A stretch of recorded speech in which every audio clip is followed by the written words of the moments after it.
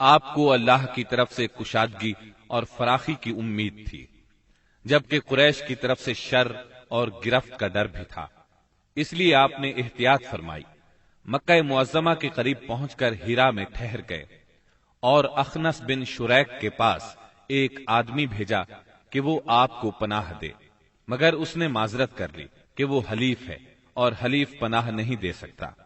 پھر آپ نے سہیل بن عمرو کے پاس یہی پیغام بھیجا، مگر اس نے بھی یہ کہہ کر معذرت کر لی کہ اس کا تعلق بنی عامر سے ہے اور ان کی پناہ بنو کعب پر لاگو نہیں ہوتی۔ اب آپ نے مطعم بن عدی کو پیغام بھیجا۔ مطعم کا دادا نوفل بن عبد مناف نبی اکرم صلی اللہ علیہ وسلم کے جد اعلی ہاشم بن عبد مناف کا بھائی تھا، اور عبد مناف قبیلہ قریش کی سب سے معزز شاخ تھی۔ چنانچہ مطعم نے جواب میں ہاں کر دی اور خود اپنے بیٹوں کے ساتھ ہتھیار بند ہو گیا اور آپ کو بلوا بھیجا۔ آپ تشریف لائے، مسجد حرام میں داخل ہوئے، پہلے خانہ کعبہ کا طواف کیا، پھر 2 رکعت نماز ادا کی، اس کے بعد گھر تشریف لے گئے۔ اس دوران میں مطعم بن عدی اور اس کی اولاد نے مسلح حالت میں آپ کو اپنے گھیرے میں لیے رکھا، اور مطعم نے قریش میں اعلان کیا کہ اس نے محمد صلی اللہ علیہ وسلم کو پناہ دے رکھی ہے۔ قریش نے اس کی اس پناہ کو منظور کیا۔ رسول اللہ صلی اللہ علیہ وسلم کا معمول تھا کہ جب حج کا زمانہ آتا اور قبائل عرب مکہ معظمہ کے قرب و جوار میں اترتے تو آپ ایک ایک قبیلے کے پاس جاتے، اسلام کی تبلیغ فرماتے، میلوں میں جا کر بھی واعظ فرماتے، قبائل کا دورہ بھی کرتے۔ طائف سے واپس آ کر آپ نے تبلیغی سرگرمیوں کا دائرہ وسیع کر دیا۔ آپ مختلف قبائل کے محلوں میں جاتے یا مکہ سے باہر چلے جاتے، اور کہیں نہ جا پاتے تو راستوں میں کھڑے ہو جاتے، جو مسافر بھی مل جاتا اسے اللہ کا پیغام سناتے۔ آپ کی تبلیغی کوششوں سے جہاں عام آدمیوں نے اسلام قبول کیا، وہاں اثر و رسوخ رکھنے والے خواص نے بھی اس نعمت کو حاصل کیا۔ ان میں سے چند نام یہ ہیں۔ سوید بن صامت رضی اللہ عنہ، یہ انصار مدینہ کے قبیلہ خزرج سے تعلق رکھتے تھے، شاعری اور جنگ میں نمایاں تھے، امثال لقمان کے حافظ تھے، یعنی سابقہ آسمانی صحیفے کے حافظ تھے۔ یہ جب مدینہ منورہ واپس پہنچے تو جنگ بؤاس چھڑ گئی اور اسی میں قتل کر دیے گئے۔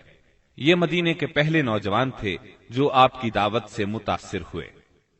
ایاس بن معاذ رضی اللہ عنہ، مدینہ منورہ کے مشہور قبائل اوس اور خزرج کے خونریز مارکوں میں قبیلہ اوس کو شکست ہوئی، اور اوس کے معزز لوگ قریش مکہ کے پاس گئے کہ خزرج کے مقابلے میں انہیں اپنا حلیف بنا لیں۔ ایاس بن معاذ اس وفد کے رکن تھے۔ آپ صلی اللہ علیہ وسلم سے ملاقات کا شرف حاصل ہوا تو اسلام قبول کیے بغیر نہ رہ سکے۔ جب یہ واپس مدینے پہنچے تو ان کا انتقال ہو گیا۔ زماد ازدی رضی اللہ عنہ، یہ یمن کے باشندے اور قبیلہ ازد شنوا کے ایک فرد تھے۔ اہل عرب میں جھاڑ پھونک اور تعویذ گنڈے کے لیے مشہور تھے۔ انہیں کسی نے آپ کے بارے میں بتایا کہ آپ پر جنات کا اثر ہے، تو یہ آپ کا علاج کرنے کی غرض سے مکہ آئے اور پہلی ہی ملاقات میں آپ کے ہاتھوں پر بیعت کر کے اسلام قبول کیا، پھر واپس یمن چلے گئے۔ طفیل بن عمرو دوسی رضی اللہ عنہ، یہ یمن کے قبیلے دوس کے سردار تھے۔ وہاں ان کی ایک طرح سے حکومت تھی۔ خود شاعر تھے، بہت ذہین تھے۔ مکہ میں ان کی آمد پر اہل مکہ نے شہر سے باہر نکل کر ان کا استقبال کیا۔ آپ سے ملاقات کا شرف حاصل ہوا۔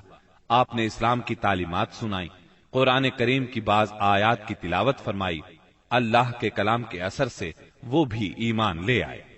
ابو ذر غفاری رضی اللہ عنہ، یہ یثرب کے اطراف میں رہنے والے تھے۔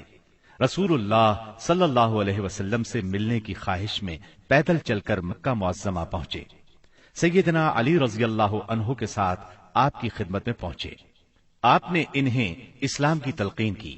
ابو ذر اسی وقت مسلمان ہو گئے۔ آپ نے ان سے فرمایا، ابو ذر، ابھی اس بات کو پوشیدہ رکھو اور اپنے علاقے میں واپس چلے جاؤ۔ جب تمہیں ہمارے ظہور کی خبر مل جائے تو موقع دیکھ کر آ جانا۔ سیدنا ابو ذر غفاری رضی اللہ عنہ نے عرض کیا، پہلے تو اس خیال سے اپنے مکہ آنے کا مقصد چھپایا تھا کہ کہیں دشمنوں کے ہاتھ نہ لگ جاؤں اور سیدھا آپ کی خدمت میں نہ پہنچ سکوں۔ اب کیا ڈر ہے؟ میں تو अब कुफ्फार के दरमियान इस्लाम का ऐलान करके ही वतन जाऊंगा। चुनाचे अबूजर गिफारी रजी अल्लाह अन्हु काबे में आए। वहां कुरैश मौजूद थे। उनके इज्तिमा में बुलंद आवाज से कलमा शहादत पढ़ा। बस फिर क्या था, कुफ्फार पुकार उठे, मारो इस बेदीन को। कुफ्फार चारों तरफ से उन पर टूट पड़े, उन्हें नीचे गिरा लिया और खूब मारा। सैयदना अब्बास रजी अल्लाह अन्हु ने देख लिया, पुकार उठे, ये तो कबीला गिफार का आदमी है, जहां तुम तिजारत के लिए जाते हो और खजूरें लाते हो। अगर ये मर गया तो तुम तिजारत के लिए उस तरफ नहीं जा सकोगे। ये सुनकर उन्होंने अबूजर को छोड़ दिया। दूसरे दिन वो फिर खाना काबा पहुंचे और बुलंद आवाज से कलिमा पढ़ा। कुरैश ने फिर मारा। आखिर चंद रोज बाद अबूजर वापस अपने घर चले गए। ये पहले सहाबी हैं जिन्होंने इस्लाम का कलिमा बुलंद आवाज में पढ़कर खाना काबा में कुफ्फार से मार खाई और इस्लाम के लिए हर सख्ती को खुशी से बर्दाश्त किया। नबूवत के 11वें साल मौसम हज में यानी जुलाई 620 ईस्वी में इस्लाम को चंद कारामद बीज मिल गए।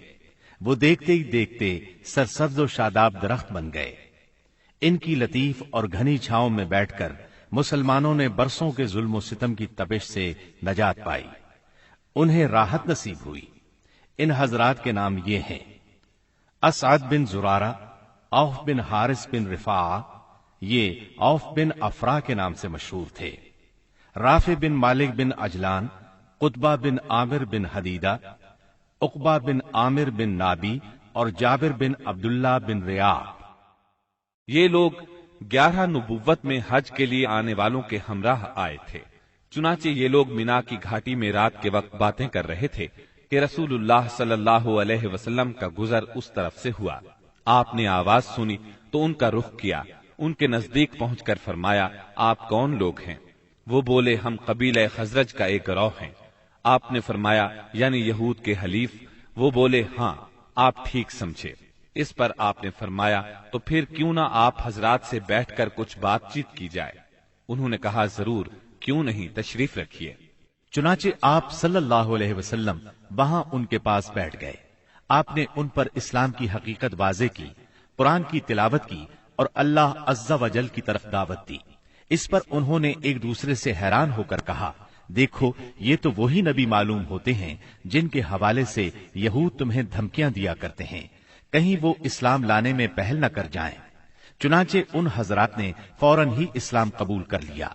फिर उन्होंने कहा, हम अपनी कौम को ऐसी हालत में छोड़कर आए हैं कि किसी और कौम में उन जैसी दुश्मनी नहीं है। बस अगर अल्लाह ताला उन्हें आप पर इकट्ठा कर दे तो उनके लिए आपसे मुअज़्ज़ज़ कोई नहीं होगा। फिर उन्होंने वादा किया, हम दीन की दावत देंगे, आइंदा साल हज के मौके पर फिर आपसे मुलाकात करेंगे। और फिर जब ये लोग वापस मदीना मुनव्वरा गए तो अपने साथ इस्लाम का पैगाम भी ले गए। चुनाचे वहां घर घर इस्लाम का चर्चा होने लगा।